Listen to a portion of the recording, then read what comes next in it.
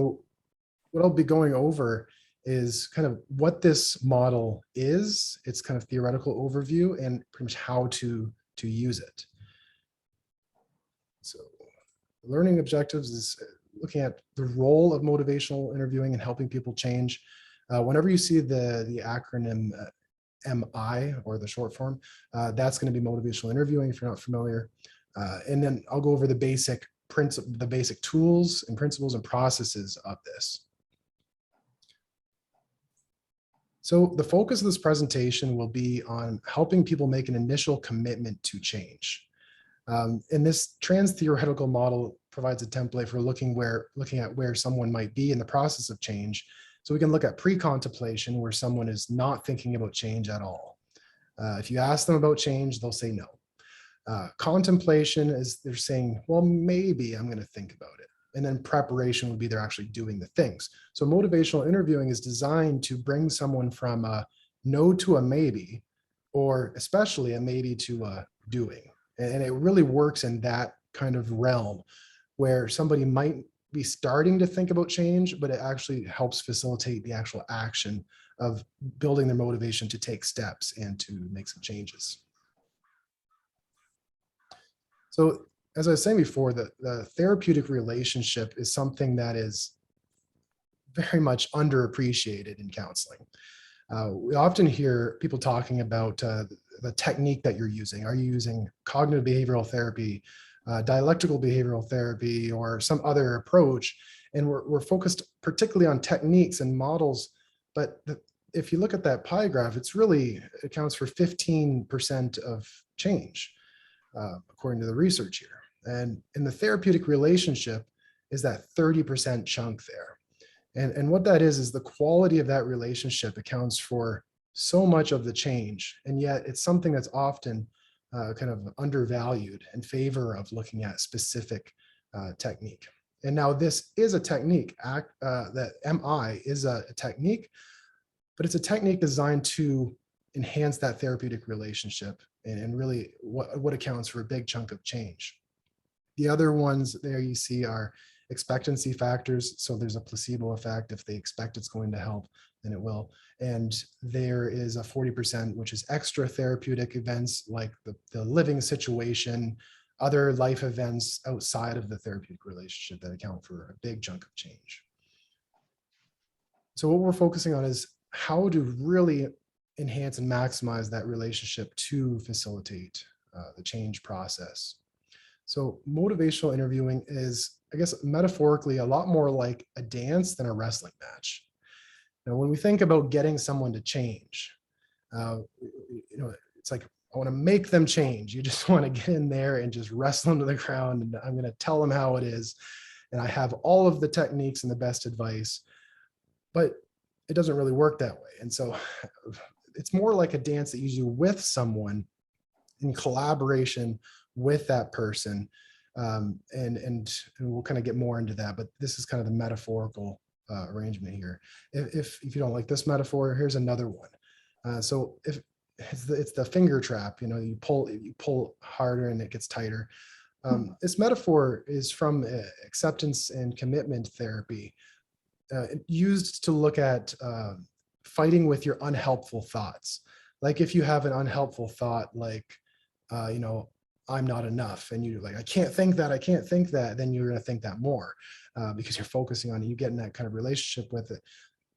This metaphor applies to motivational interviewing because when someone resists change and you want to fight that resistance with more resistance, say, no, you have to do this. And they say, no, I'm not going to. You're tightening the relationship. You have less flexibility to actually work with that person. And you can't even move as it's tightened. So leaning in, going into resistance, rolling with resistance is really what this approach is going to focus on. When someone's looking at change, when they're thinking about change, they come with a lot of reasons not to change and a lot of reasons to change.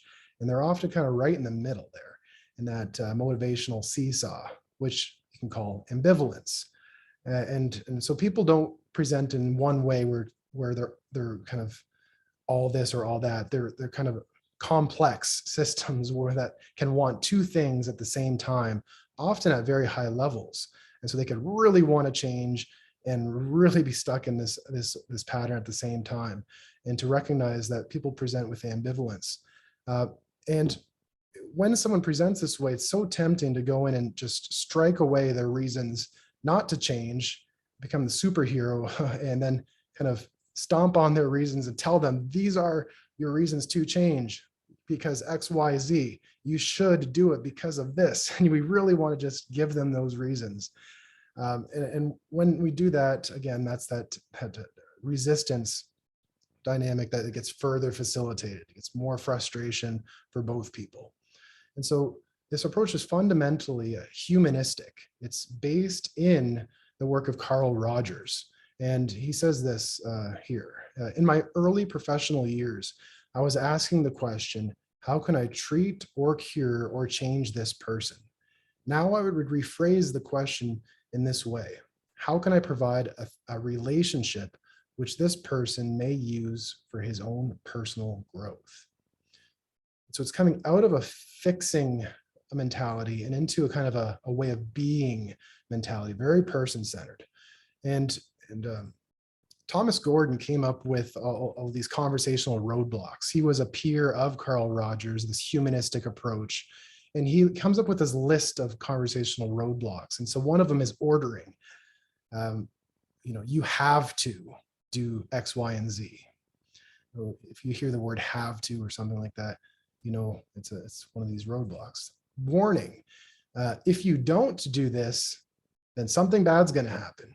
And we see this on like cigarette packages, especially in Canada, where they're increasingly like taking over the whole package. And it's just warning. And, if somebody presents with, heightened risks using alcohol, for example, you say, well, if you don't stop your liver, that's one of these kind of conversational roadblocks. Moralizing, what you really should do. So these should statements that people often use to beat themselves over the head with, often components of shame. These should statements further facilitate a sense of shame often, and persons struggling with addiction or change are often already feeling that quite a bit and are often quite isolated. So these types of statements just kind of add more weight to an already heavy situation. Advising. So why don't have you ever thought of, we could all think of this when you have a headache or something and someone's like, have you ever thought of, the Tylenol, the one with the caffeine, and they just give you unsolicited advice. You're like, yeah, I know.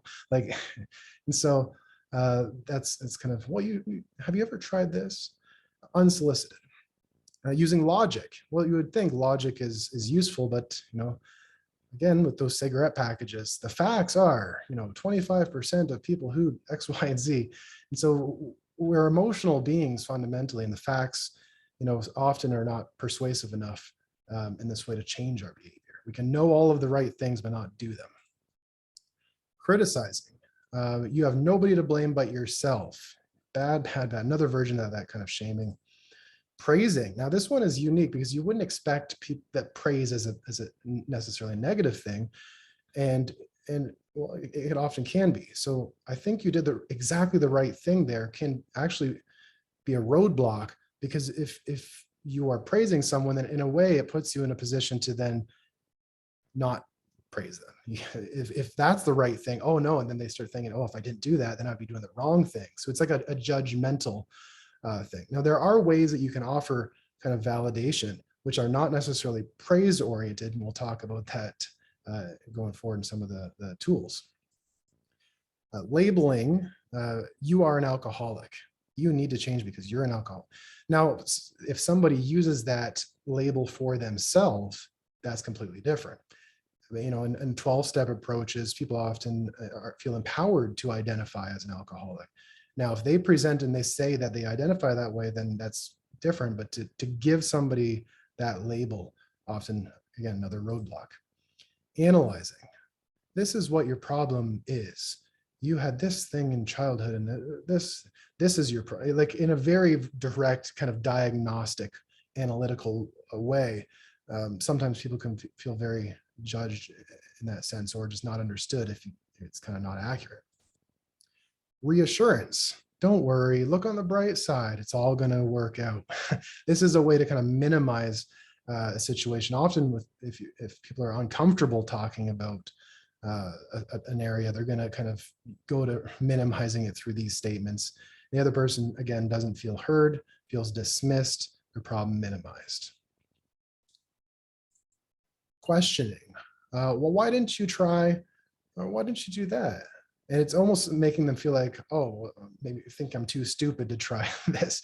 And it comes off as that judgmental again. Avoiding. Well, you think you've got problems. Well, let me tell you, I know someone who did, or I've been through, it's a way to really take the focus off the person and put it on yourself or something else. And that person feels not heard again. So rather than these roadblocks, this is the motivational interviewing approach. And it can be summarized by this acronym PACE. Partnership, acceptance, compassion, evocation. And I like to use that picture of kind of the rowing. It's like keeping pace when you're rowing. Imagine like the two rowers were out of pace with each other and they're just like slamming their oars against each other and they're not getting anywhere. They're out of sync. So this is a way to be in sync with someone in a conversation, to really be with them in this particular way.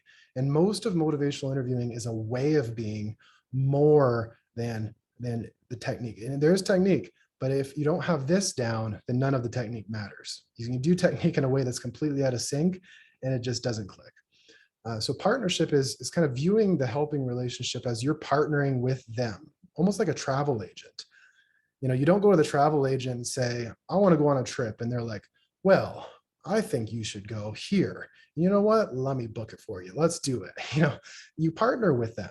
It's a partnership. They ask you, where do you want to go? Well, I'm thinking over here. Okay. And then you start collaborating. So there's a collaboration that's there. There's not this kind of hierarchical, I'm the expert. Let's diagnose you and figure it out. And so you're partnering with them in that process. Acceptance is kind of that Carl Rogers spirit of unconditional positive regard. It's viewing, even though people can present with all kinds of things that could, on the surface, just seem very, in everyday life, be highly judged. In that relationship, you're viewing the behaviors, not the person. And you're really trying to put yourself in their shoes and understand why they might be doing what they're doing, where they're coming from, and accepting them for the person they are, where they're at, with all of the potential that they do have. Compassion is doing all of this for their own benefit, not to manipulate them for your own means. This one was thrown in there because the founders of this approach saw that motivational interviewing is highly effective in sales. And so they wanted to make sure that this was really compassionate thing rather than just trying to manipulate someone. And evocation is pulling out their own reasons for change. Rather than assuming their reasons or telling them their reasons, you're going to pull it out of them. And we'll see how that's done kind of throughout this process here. So here's the process of the conversation. If the oars is like you're paddling with them, where are we going? And this is kind of the journey of where we're going. First, you engage the person. Are they someone you want to talk to? Do they feel comfortable? Then you focus the conversation. Okay, what do we want to focus on right now? Is the alcohol the problem, or is the cannabis the problem? Or is it something altogether different? You want to leave that open. You don't want to say like, oh, let's really focus on that alcohol because that's bad. Cannabis, that's not that. But really the person be like, no, I have a couple of drinks on the weekend. Actually, cannabis, I'm really addicted to it. And so you want to kind of say, is this the one you want to focus on, or is this other thing what we should focus on? What are your thoughts? And you're really focusing. And then from there, you're pulling out their reasons for change. And we'll talk more about that. We'll go into each of these in depth. And then the last part is planning for that change. What does it look like after the conversation? What are the practical next steps? And so these are the tools that you would use on that journey. So OARS is actually the acronym. So the picture of the oars there, and again, the rowing metaphor. these are the tools that you would use on that journey in sync with that person. So open-ended questions, questions that can't be answered with a yes or a no. So usually things that start with a what. Affirmations, which would be kind of pointing out their strengths, values, abilities, things like that.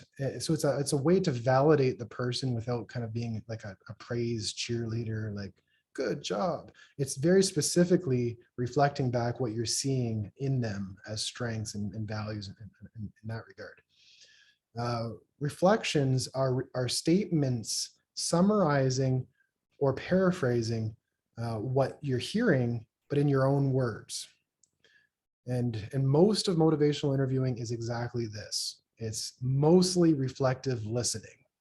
And on average, you're going to ask, maybe you do 4 reflections per open-ended question. So when we think of a conversation, we think of question, question, question. But the best way to keep the person talking in this approach is not asking questions, actually asking as few questions as possible, using as many reflections as possible. And then summaries are just longer reflective statements, summarizing kind of all of the things that you've kind of heard and wrapping it all up. And so these are really the main tools that you would use with the acronym OARS along that conversational journey. So let's go to the first part of that journey here, engaging. How to engage the person. Again, in context, we're right here in the beginning. Using OARS, again, so thing we just talked about, how do you engage the person with these tools? So my go-to is, well, what led to your decision to reach out for support? What led to your call today? What would you like to discuss? You know, these kinds of open-ended questions. A reflective statement after that, you could say something like, so you're feeling fear regarding your ability to cope with life without substances then? And then they'll say something like, yeah, and blah, blah, blah. And then you just keep kind of reflecting back things you're hearing in your own words. We'll talk more about the specifics of reflection in a bit. Affirmations would be kind of pointing out, oh, wow, you have a lot of insight to how substances might be affecting your life. So you're kind of affirming the insight, or you could say, it took a lot of courage for you to reach out. Or it sounds like you really value this. So you're really kind of pointing out those things that you're seeing. And then the summary, it would be like, so you've tried the 12-step programs and you've also considered residential, but now you're looking to do something else. And you're like, okay, that's right. So these are the tools that you can use to get those that's right statements. You know you've engaged someone when you hear that's right or right, rather than you're right. Because when you hear the words you're right, it's almost as if like you just told them what to do. And they're like, yeah, you're right. I should.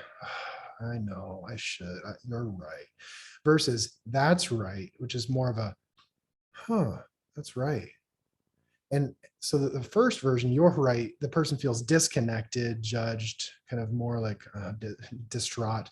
When you're hearing that's right, they feel understood, connected, validated. And that's the therapeutic relationship.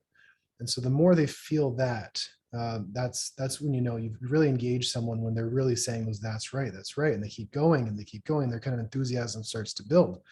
And so once that person, so let's look at the tools to engage someone here again. So reflective statements are how you do it. This is a very simple reflection.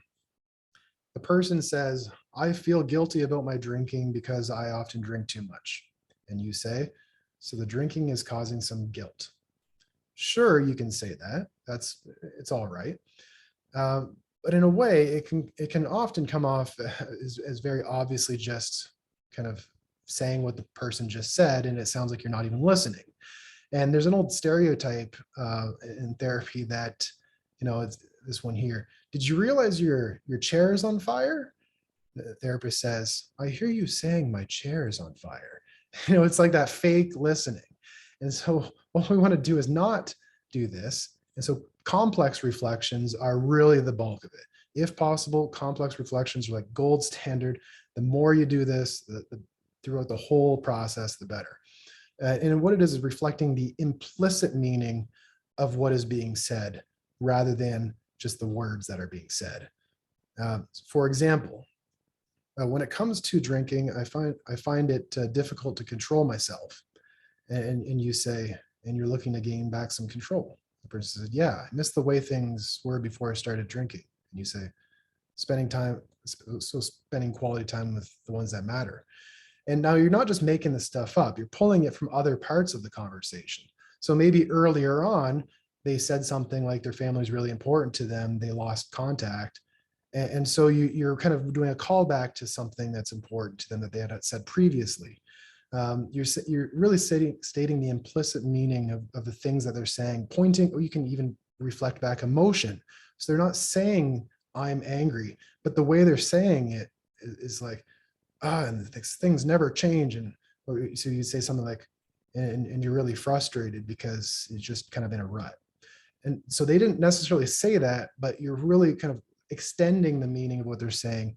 It can almost sound like finishing their sentence, but without kind of making assumptions when you finish their sentence. You're really trying to put yourself in their shoes when you do it. So in short, be a person, not a parrot. And so just being, again, when all else fails, Carl Rogers, humanistic counseling style, full on. Now, this is where things start to differ from Carl Rogers and the person-centered approach, because it gives us some more structure here. Focusing. How do you focus that conversation rather than just letting it kind of go wherever it goes? And that's that second stage of the process. How do we do it with the tools? Well, you can focus through an open-ended question by saying something like, would it be more important to focus on your alcohol use right now or your cannabis use, as I said before? So open-ended question, or is something else really the main issue? And letting them guide you. Again, that collaborative spirit, letting them guide the focus rather than to kind of jump to a focus. Reflection. So you want to focus on X today. Okay. Affirmations. You seem to really know your priority. And then summary would be, so you've been struggling with X and Y as well, but really want to focus on Z then. And they're like, that's right. Okay. So let's focus on Z. And so that's kind of an example of how you might focus with the tools. Evoking. So I skipped through focus real fast. That's okay. Evoking is where all the magic happens in motivational interviewing. It's where the change and the motivation is facilitated the most. The engaging part is, do they want to talk to you? Do they feel connected? Focusing, what are we talking about? This is really where a lot of that motivation is built in the conversation. Again, we're right here in context. So remember the ambivalence. So people present feeling like on one hand, they want to keep doing what they're doing. On the other, they really want to change. So how do we get rid of this rather than trying to strike away the reason not to and jumping on the reasons to? Well, let's look at what these things actually are. So we can label the reasons not to change as sustained talk. And you know you're hearing sustained talk when you hear that real stuck language, or a lot of discussions about the past or why I can't and how it's so hard. And to tell you the truth, a lot of my conversations will consist of this, like a huge chunk. So what I'm not even here in a lot of conversations. I'm really trying to engage the person and really have them kind of work through. Like in the very beginning, while you're engaging, you can let them talk about whatever it is. But once they're ready to really kind of start talking about more the positive reasons to change, it's keeping an ear out for the difference between the sustained talk of I'm stuck and the reasons to change of like, well, you know what, I really need to do this, and maybe I can do this, and you know what, I've done this before, so maybe and they start thinking, the wheels start spinning. And when you start to hear the change talk, how do you get more of it? Well, evoking change talk through questions and reflective listening. And so a rule of thumb, what you reflect, you get more of. If the person says two things, they say, I'm really stuck and I'm really frustrated and I really need to change because of my family. There's a choice here. You can reflect, so you're feeling really stuck right now. And they'll say, yeah, and then they'll keep talking about the stuckness. And that's perfectly okay if you're in the engaging spot and the person doesn't feel heard yet. But if they're really showing you both and they're showing some change talk, reflecting the change talk side of it really brings more of that. So again, to that statement of, I'm really feeling stuck and I'm frustrated and I really need to change because my family, then I would maybe reflect something like, and if you could be there for your family, that would be really important to you, and you would be able to kind of be the type of person you want to be. Like, yeah. And so now if I reflect the change talk, I get more change talk. The more change talk, the more motivation. And that's kind of the connection between all of these things. And as they keep kind of hearing themselves talk about their reasons and what they can do, the more they want to do it. People don't believe what they hear, they believe what they say. And so if I tell them the same things that they're saying, is not going to have an impact. But if I could pull it and evoke it out of them and they say it, they're going to believe it. And way more so than if they hear. So that's how you would kind of pull that out. In evoking with the OARS again, what is important to you? So staying sober would allow you to be there for your children. Again, you have really strong commitment to your values. You can even name whatever those values are. In summary, so X, Y, and Z are important reasons for you to stay sober. There's some special techniques that kind of fit into this. And so one of them is the decisional balance. And I really like this one kind of in a first conversation with someone. It's asking about, what are the benefits of not changing first? Now, this, like that finger trap metaphor, the benefits of not changing is leaning in, because someone presents with like massive like red flag, like the 26er of vodka they're drinking every day, that can't be good. We need to get rid of that. Let's get rid of that. That's bad. It's it's kind of the obvious thing. But to lean in and say, so what are the benefits of drinking this, of not changing and continuing to drink this amount of alcohol every day? I mean, what is it doing for you? Is really where I would like to start. And if you don't address what it's doing for them, that just operates in the background without you knowing. If you don't know what it's actually doing for them, it gives it more power. It's like the thing you can't look at has more power. It's like Carl Jung's shadow. I can't look at the shadow. I just have to stare at the sun, but the shadow then has power over you because you're not looking at it. And so I'm going into what's it doing? Like, what's the cannabis doing for you? What's the stimulants doing for you? And then that gives you kind of practical tools if you're using other therapeutic modalities as well after, or in addition to motivational interviewing. If you're doing cognitive behavioral therapy, if the person says, yeah, I drink the alcohol because it helps my social anxiety. And so now later on in the therapeutic relationship, you can treat the social anxiety using whatever technique or modality is relevant. But it's giving all of the information right off the bat of what you need to address later.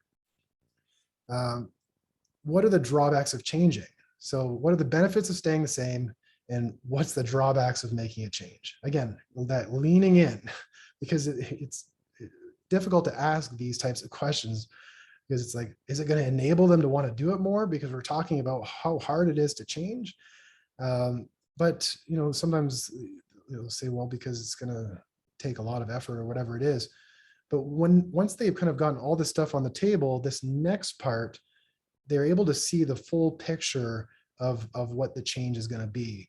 And perhaps these next two questions are actually of more benefit than how difficult these first two questions are. And so what are the drawbacks of not changing? So if you don't change, what's going to be a drawback here?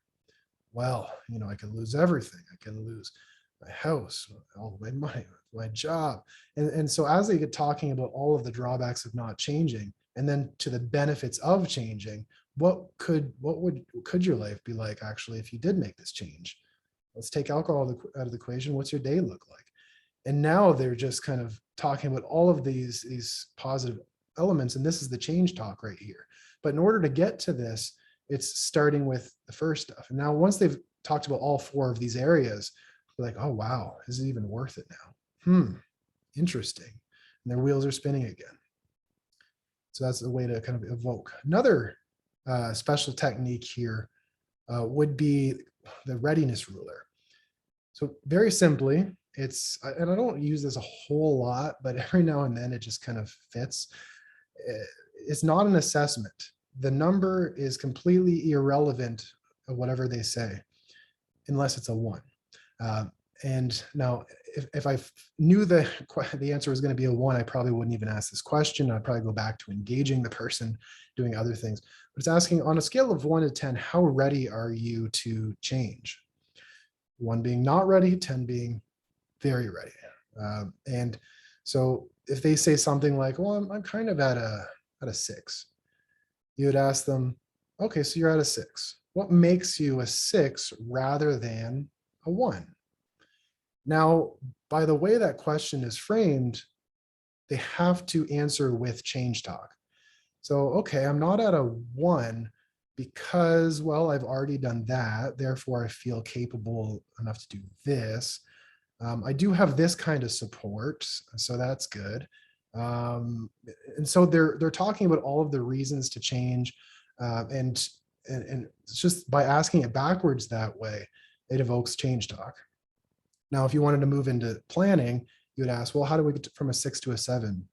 And then we could start planning with them. But as a way to just evoke the change talk, whatever number they answer, why not lower? Why not a 1? Now, this is a way, there's a way to measure the strength of someone's change talk, the strength of someone's commitment or readiness to change. And you can kind of hear these little red flags in the or green flags maybe in the language. And so darn cat is the metaphor here. Desire, this is the weakest form of change talk. It's like, I kind of want to change. So I'll just skip to here. I want to change. I have a desire to change, and a lot of people have desires to do a lot of things that they don't do. It says, I want to hit the gym in January. I want to stop eating sweets. I want to write my novel or memoir. I want to take that course. So people want to do a lot of things that they don't do. It's something, it's better than wanting nothing, but again, it's very weak. The next level up from that is people feeling like they have the ability. This is where a little bit of a self-efficacy comes in, and people feel like they can do something. So like, well, I can do that. Well, I have done that. And you're starting to feel a little more confident when you hear those can statements. Reasons. Well, here's why. Here's why I can. Here's why I can't change. Not just that I can do it, but why I can do it. And there's a good quote by Viktor Frankl, who's quoting Nietzsche, says, when we have a why, we can overcome any how. And so figuring out their why, evoking their why, really develops these reasons to change. And it's quite a strong level of change talk. Even stronger is need. I need to change. There's no other option. I need this. And here's why. Here's why I can. I really want this and need it. And so you're really hearing all of those things going off. And you've gotten some pretty strong change talk. Next is someone saying, I'm committed to taking the next step. And then really after that is just doing the change. And so just stop that. The commitment and go to the next part. If someone's committed and you want to plan about next steps, here's the planning process. Again, in the context of that conversational journey right at the end there. How do you use the tools to plan for the next step? So what are you looking to do after our conversation today? In the today or tomorrow timeframe, what is it that you can do? Reflecting back, so you're looking to take some time for yourself today. Yeah, you're looking to go for a walk and do some journaling, do some mindfulness exercises. All right, okay. You're looking to join that AA meeting that we talked about. Sure, sounds good. And so you're reflecting back what you're hearing. Or affirmations. Oh, wow, you have quite a few effective things that you could do. In summary, so you're going to do X, Y, then Z. Again, another extended version of a reflection. And so here's the overview of the whole process that we talked about. There's, engage in the beginning. Are you someone they trust and can talk to? Heavily emphasizing complex reflective listening, and really not having to steer the conversation any particular way, just meeting them where they're at. You could stay there as long as necessary. I'll stay there whole sessions sometimes if someone needs to. It's holding space for that person in that engaging phase. And grief counseling is a lot of that. It's simply just holding space. You don't need to do all this other stuff. But in motivational interviewing, where someone, you see that someone's kind of on that motivational seesaw, you want to kind of add these extra components, ideally. And focusing, what is it we're talking about? What's the thing right now that's most relevant? Evoking their reasons to change, hearing that change talk. You can assess the strength of it by hearing those darn cat words, reflecting it back in a complex reflection, and then those kind of techniques if necessary. So you're at a 7, why a 7, not a 1? Why a 4, not a 1? 2, why a 2, not a 1? What makes it a 2, not a 1? Whatever it is. And then if you wanted to kind of jump off of that technique into the planning stage, so you're at a 4, how can we get that to a 5? You know, what's it going to take, you know, in today or tomorrow? Well, I guess I could try this. Okay, so let's look at that. And then kind of collaboratively planning, again, like that travel agent of change rather than the diagnostic kind of expert guider person. And that's kind of the process, the tools, and the spirit, kind of the way of showing up in motivational interviewing. And that's kind of the model there.